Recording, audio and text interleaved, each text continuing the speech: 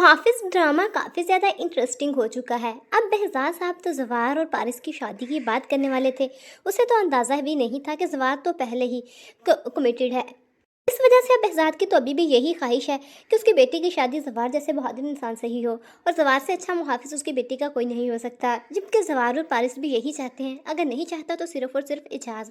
लेकिन अब जब बेहज़ाद साहब को पता चलेगा कि उसकी बेटी की खुशी सिर्फ़ और सिर्फ ज़वार है, तो वो अपनी बेटी की खुशी के लिए हर हद तक जाएंगे, यहाँ तक कि एजाज़ के सामने हाथ जोड़ देंगे और उससे यही कहेंगे कि मेरी बेटी की खुशी की खातिर, हमारी पुरानी दोस्ती की खातिर ज़वार की शादी पारिस से कर दो। जिसके बाद एजाज़ भी इस बात के लिए रजामंद हो जाएंगे।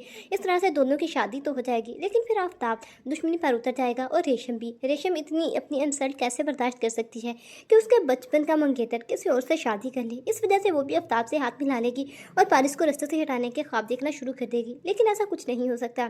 जब ज़वार का पारिस से कोई रिश्ता नहीं था, तब उसने ज़वार ने पारिस की इतनी हिफाजत की। अब तो वो उसकी बीवी है, तो वो उस पर कोई भी आंच कैसे आने दे सकता है। इस तरह से अब ज़वार पारिस की अपनी जान से भी बढ़कर हिफाजत करेगा। और अब एजाज़ साहब, एजाज़ ने जितनी भी ज़मीनें बेची थी ज़वार की नौकरी के लिए, वो सारी उसे वापस लुटाएगा और यहाँ तक कि उनके गाँव में इतना बड़ा हॉस्पिटल बनाएगा कि वहाँ हर तरह की सहूलियत मौजूद होंगी, सिर्फ और सिर्फ पारिस की वजह से। जिसके बाद पारिस को बहुत इज्जत और कदर मिलेगी और ज़वार और पारिस आपस में खुश रहेंगे। मुहाफिज ड्रामा आप लोगों को कैसा लगता है अपनी राय कमेंट में लाजमी दिया करें। हमारी वीडियो पसंद आई तो वीडियो को लाइक करें, दोस्तों के साथ ज़रूर शेयर किया करें।